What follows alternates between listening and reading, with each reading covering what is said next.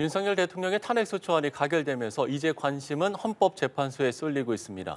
정치권은 헌재 탄핵 심판을 넘어서 포스트 탄핵 정국까지 바라보고 있는데요. 네, 오늘 두 분의 전문가 모셔서 이야기 나눠보도록 하겠습니다. 이종근 시사평론가, 조현삼 변호사 두 분 나오셨습니다. 안녕하십니까? 예. 자, 저희가 뉴스 초반에 속보로 전해드린 내용부터 먼저 짚어보겠습니다.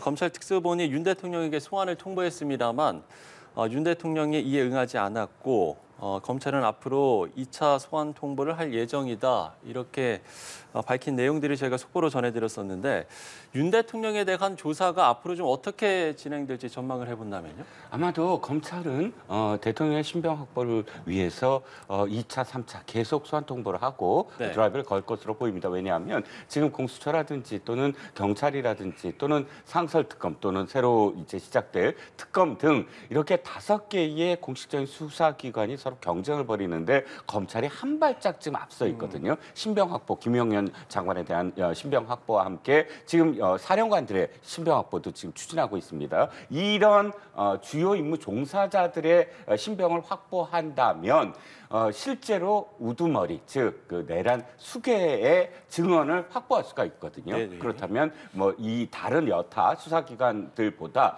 실질적으로 대통령에 대한 소환이라든지 혹은 기소라든지 이런 부분에서 검찰이 앞서가고 있다. 그런데 보통 대통령이 직무 정지를 당했더라도 대통령에 대한 예우는 있지 않습니까? 그럼 예. 보통은 예를 들어서 소환이라든지 이런 것들을 조율을 한다거나 또는 뭐 다른 어떤 방법을 택한다거나 이런 기사들이 나와야 될 텐데 지금은 완전히 정면 돌파입니다. 아예 안 나오니까 바로 언론에 한번 공개를 하고 2차 소환을 하겠다라고 지금 공격적인 어떤 그런 지금 소환을 요구를 하고 있거든요. 아마 대통령실이 그럼에도 불구하고 지난번 압수수색처럼 저항은 할 것으로 보입니다. 경호처 등과 함께. 그런데 언제까지 이어질까? 지금 여론은 사실상 지금 수사기관의 편이다라고 할 수밖에 없거든요. 예. 그래서 몇 번의 어떤 공방이 더 있은 다음에 그다음 상황이 이어질 것 같습니다. 예. 검찰이 한 발짝 앞서고 있다. 그러니까 이제 검찰이 지금 먼저 수사의 키를 좀 잡은 모습인데요. 지금 상황도 어떻게 보시는지요? 일단 윤석열 대통령은 쉽게 소환에 응하지 않을 것으로 보여집니다. 일반적으로 형사 피의자의 경우에도 뭐 변호인단을 구성한다거나 아니면 여러 가지 증거를 취합하는 과정에서 뭐 일정을 조율하는 경우가 흔하긴 하거든요. 그런 의미에서 아마 윤석열 대통령은 이번 헌재 사건이라든가 형사 재판에서 적극적으로 본인을 변호하겠다라는 입장이기 때문에 아마 쉽사리 소환에 응할 가능성은 좀 낮지 않나라는 생각이 들고요. 그리고 지금 너무 윤석열 대통령의 시간을 많이 주다 보면 지금 내란 사건의 경우에 지금 증거인멸의 우려가 굉장히 높지 않겠습니까? 여전히 윤석열 대통령은 어찌됐건 간에 대통령의 자리에 그대로 있습니다. 지금 이 순간에도 내란 사건의 공범들과 어떠한 연락을 취하고 있는지 알 수가 없죠. 그렇기 때문에 자꾸 소환에 응하지 않는다 보면 인신 구속의 필요성을 더더욱 높이는 게 아닌가라는 생각이 들고요. 덧붙여 한마디만 더 말씀을 드리면 현재 검찰의 수사는 굉장히 추후에 위법성 논란에 휘말릴 가능성이 굉장히 높습니다. 김용현 장관이 이미 변론을 통해서 검찰의 수사가 적법 한지에 대해서 이미 이의 제기를 했단 말이에요. 물론 법원의 그런 영장 실질 심사에서는 적법하다는 판단이 한번 나오긴 했지만 그것조차도 영장 실질 심사를 담당했던 판사의 그런 판단이었을 뿐입니다. 형사 재판부는 전혀 다른 판단을 할 수가 있거든요. 지금 현재 공수처가 검찰과 경찰을 상대로 해서 이 사건의 이첩을 강력하게 요구하고 있습니다.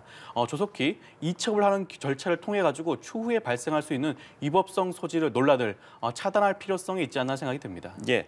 자, 두 분의 의견을 들어봤고요. 저희가 관련해서 기자를 연결해서 들어보도록 하겠습니다. 전해드린 것처럼 비상계엄 사태를 수사 중인 검찰, 오늘 윤석열 대통령에게 검찰에 출석할 것을 통보했습니다만 불응했다고 밝혔습니다. 지난 11일에 소환을 통보했다는 설명인데요. 네, 추후에 2차 소환 통보를 예고했는데요. 자세한 내용은 취재기자 연결해서 알아보도록 하겠습니다. 이채연 기자 전해주시죠. 네, 검찰 특별수사본부가 윤석열 대통령에게 오늘 오전 10시에 서울중앙지검에 출석할 것을 통보했지만 응하지 않았다고 밝혔습니다.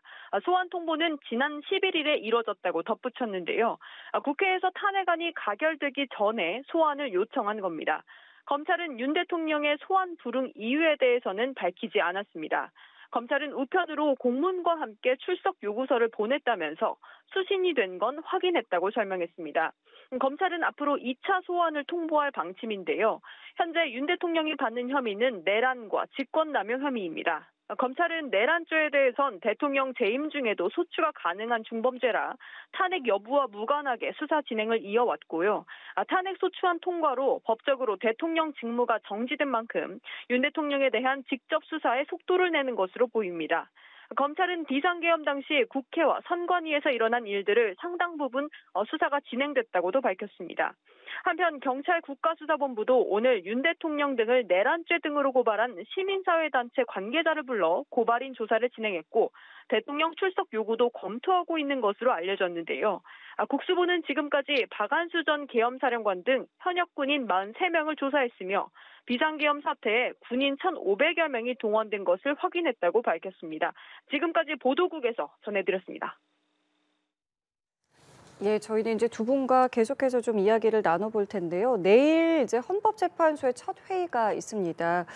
이제 앞으로의 뭐 계획이라던가 일정 등을 이제 논의하게 될 텐데 최종 결론은 언제쯤 나올 것 같으신지 움직임 좀 어떻게 보고 계세요? 일단 헌법재판소법에 의하면 180일 이내에 결정을 하게 되어 있지만 이게 예. 강행 규정이냐의 그 여부가 또 논란이 좀 있습니다. 뭐 6개월을 하지 않는다고 해서 어떤 페널티 규정이 없기 때문에 지금 180일까지 할 수 있다라는 뭐 규정만 있습니다. 하지만 안을 들여다보면 일단 헌법재판소에서는 바로 반응을 냈죠. 빨리 하겠다, 신속하게 하겠다, 공정하게 하겠다. 당연히 헌법재판소에서는 그렇게 반응할 수밖에 없습니다.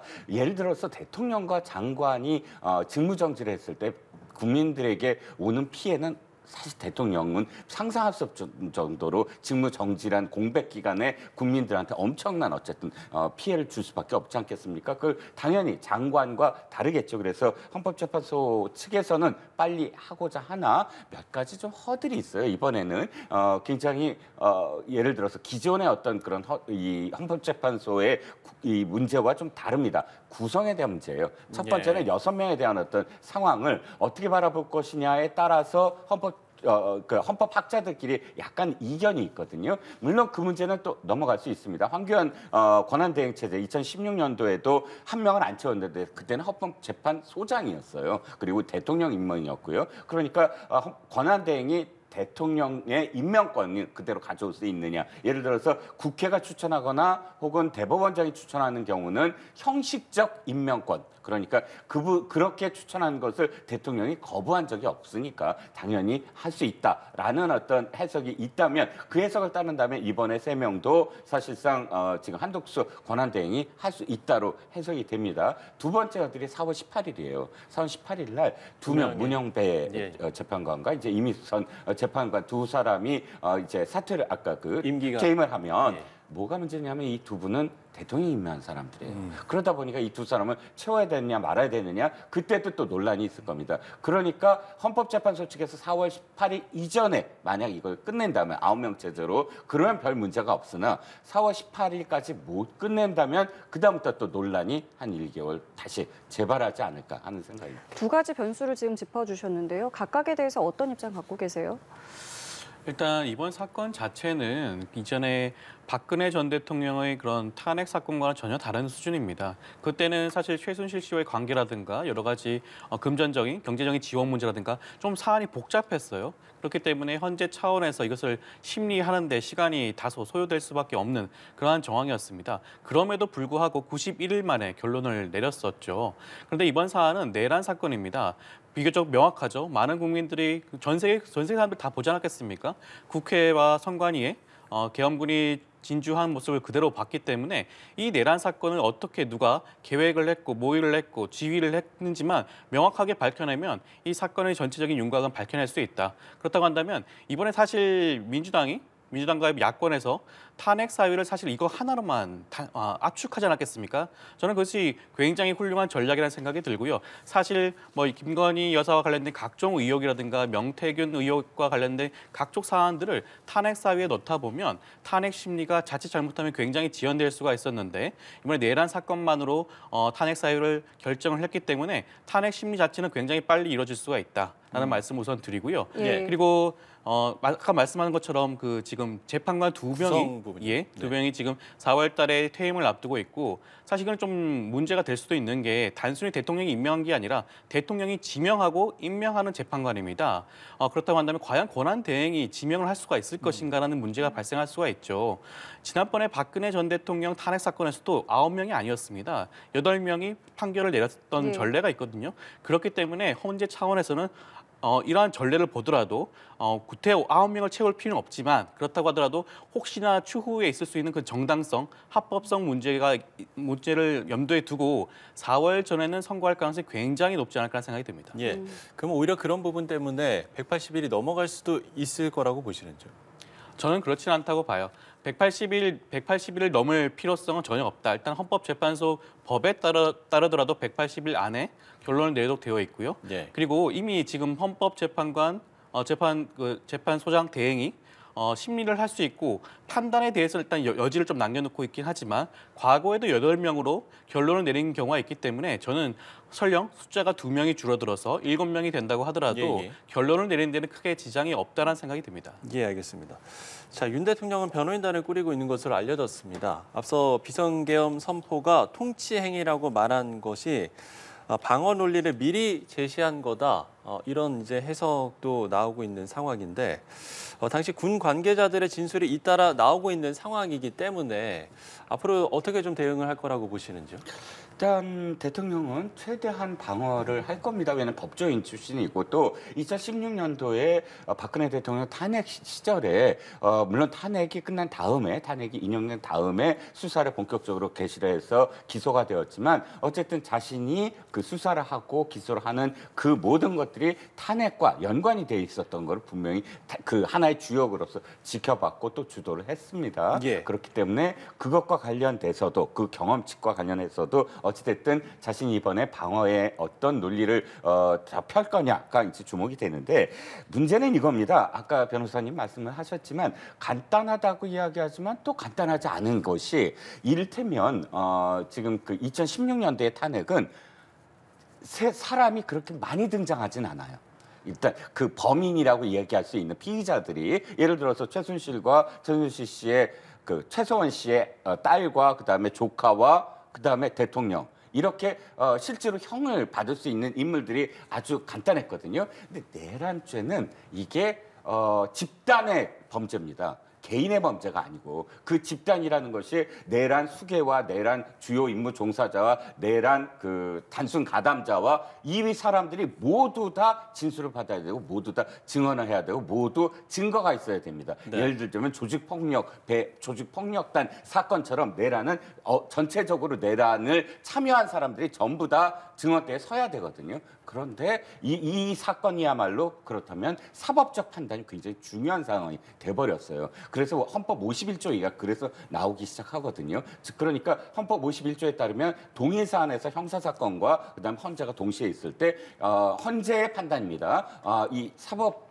그러니까 형사 재판이 끝날 때까지 중지할 수 있다라고 되어 있습니다. 그 이유가 바로 사법적 판단이 워낙에 많은 내란이라는 어떤 그런 상황 속에서 그러니까 증언할 사람도 많고 거기에 대한 다툼도 많으므로 이 자체가 단순하다지만 또 이런 성격상 단순하지 않은 부분이 있기 때문에 대통령의 지금 표현이 그것을 좀 염두에 둔 표현이 아니냐라는 겁니다. 예. 어떻게 보고 계십니까? 방금 말씀하신 것부터 먼저 말씀을 드리면 헌법재판소가 동일한 사건에 대해서 형사재판이 진행 중인 경우에 심리를 중지할 수는 있습니다. 예. 그러한 사례도 과거에 있었고요. 지금 현재도 진행되고 있는 사건들이 있긴 한데 그렇지만 박근혜 전 대통령 당시 탄핵 사건 당시에도 박근혜 대통령 측에서 심리 중단을 요청했습니다. 그 당시 형사사 재판이 진행 중에 있다는 이유로 말이죠. 그런데 그 당시에도 헌법재판소는 그 요청을 거부했던 사례가 분명히 있습니다. 탄핵 사건은 다른 사건과는 전혀 다르죠. 헌법 질서를 수호하는 것이 헌법 재판관들의 의무이자 임무입니다. 지금 헌법 공백 상태가 발생하고 있는데 저는 형사 재판이 진행된다는 이유로 심리를 중단할 가능성은 굉장히 낮다라고 보여지고요. 예. 그리고 지금 윤석열 대통령이 통치 행위라는 주장을 하고 있는데 저는 굉장히 고육지책이 아닌가라는 생각이 듭니다. 처음에 김종현 전 장관이 체포되었을 때만 해도 그 당시에 모든 것을 자기가 안고 가겠다. 라는 취지로 말했고 저는 그 당시만 해도 아마 꼬리 자르기를 하지 않을까라는 생각이 들었었는데 그 이후에 특전 사령관이라든가 각종 사령관들 실제 이번 내란 사건에 연루된 군인들 입에서 윤석열 대통령을 지칭하는 진술들이 계속 나오고 있지 않겠습니까? 아마 그렇기 때문에 더 이상 자기가 책임을 면하기 힘들고 그렇게 나온 그 법리라는 것이 통치 행위로 보여지는데 물론 계엄 선포는 통치 행위의 일환으로 볼 수가 있습니다. 그렇지만 우리 대법원은 뭐라고 보고 있냐면 그렇다고 하더라도 법을 위반해서는 안 된다고 해요. 법의 테두리 안에서 하는 것이 통치 행위다라는 판단이 이미 나와 있습니다. 전두환 내란 사건에서 나왔던 판례이기도 하죠. 그렇다고 한다면 이번에 통치 행위 주장 자체는 윤석열 대통령 입장에서는 고육지책인 주장이긴 하나 법원 입장에서 받아들일 가능성은 굉장히 낮지 않을까 생각이 듭니다. 알겠습니다. 자, 이번에는 국민의힘 상황도 살펴보도록 하겠습니다. 일단은 선출직 최고위원 5명이 모두 사퇴 의사를 밝혔고요. 한동훈 대표에 대한 책임론이 강하게 나오고 있는 상황입니다. 또 내일 이제 국민의힘에서는 지도부 체제에 대해서 논의를 하기로 했는데 한 대표가 내일 오전에 기자회견을 한다고 합니다. 여기에서 아무래도 이제 거취에 대한 의사를 밝히지 않을까라고 전망이 되고 있는데요.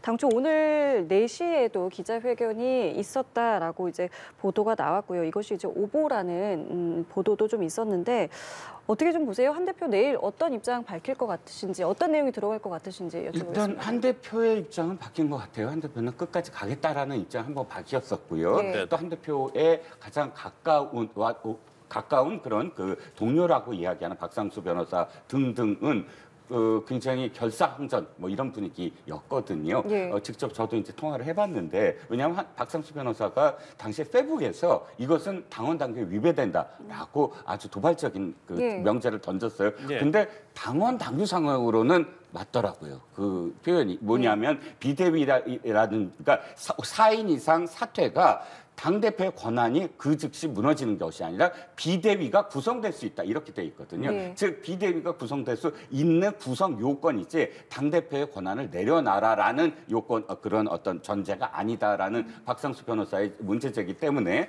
좀 혼선이 있었습니다. 그래서 네. 실질적으로 한동훈 대표가 비상대책위원장을 추천하려는 게 아니냐. 실제로 그런 어떤 기사도 보도가 계속 이제 나왔죠. 나왔었어요. 예. 근데 이제 오늘 4시가 오보라고는 하나 오후에 아마 발표를 하려는 어떤 움직임은 분명히 있었어요. 그리고 그것은 이제 연기한 게 이제 오보다라는 게 이제 연기했다고 보여지고요. 네. 내일은 아마도 사퇴변이다라고 할 수밖에 없을 것 같아요. 왜 바뀌었을까요? 바뀐 건 이를테면 이거죠. 지금 한동훈 대표에게 갖고 있는 어떤 이미지 중에 하나가 검사 출신이니까 법에만 집착을 하고 현재 어떤 유연한 정치 상황에 대한 이 유연성, 합리적으로 그것을 받아들이는 것 이게 굉장히 부족하다라는 비판을 많이 받았는데 이번에도 사실 상식적으로는 이 당에서 2번의 경험이 있었어요.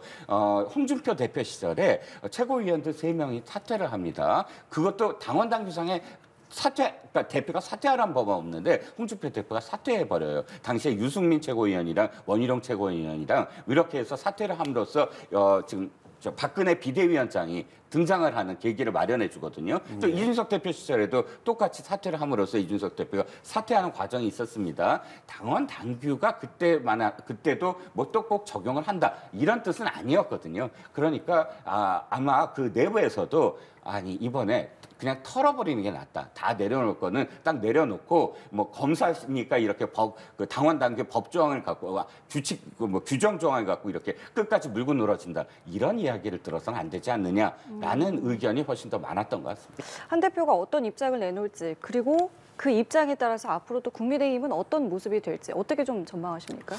저는 한동훈 대표가 고민을 좀 하긴 했을 것 같아요. 어떠한 입장을 취할지에 대해서는 앞서 말씀하신 것처럼 친한계로 분류되는 원외 인사들의 경우에는 굉장히 격앙된 표현을 하지 않았겠습니까? 일각에서는 장동혁 최고에 대해서 배신자라 이런 식으로 표현까지 했단 말이에요. 그렇기 때문에 아마 친한계 입장에서는 한동훈 대표가 조금 더 자리를 지키는 것이 맞지 않나라는 의견도 분명히 있었던 것으로 보여집니다만 아마 한동훈 대표의 결론은 그건 아닐 거예요. 한동훈 대표는 내일 담화를 통해 가지고 아마 사퇴 의사를 밝힐 것으로 보여지고요. 한동훈 대표는 앞으로 정치를 할 수 있는 시간이 깁니다. 근데 괜히 본인이 지금 국민의힘 자체 내부의 내용을 일으키는 주범이 된다라는 그런 이미지를 안고 그만두지는 않을 것으로 보여져요. 그리고 더욱더 하나 현실적인 문제가 있습니다. 이번에 그 탄핵 전국에서 살펴보게 되면 사실상 친한계로 분류됐던 의원들이 한 20명 정도 있었던 것으로 보여지는데 사실 이번 탄핵 투표에서 한동훈 대표의 말을 따는 의원이 사실상 거의 없다고 봐야 되죠. 공식적으로 탄핵 투표에 대해서 찬성을 밝혔던 의원들은 단 3명 정도에 불과합니다. 그만큼 한동훈 대표를 따르는 국민의힘 의원들의 숫자가 굉장히 적어지고 있다. 현실적으로 내가 이 자리에서 대표직을 끝까지 고수하는 것이 무슨 의미가 있을까라는 현실적인 문제도 아마 고려하지 않았을까 생각이 듭니다. 예. 네.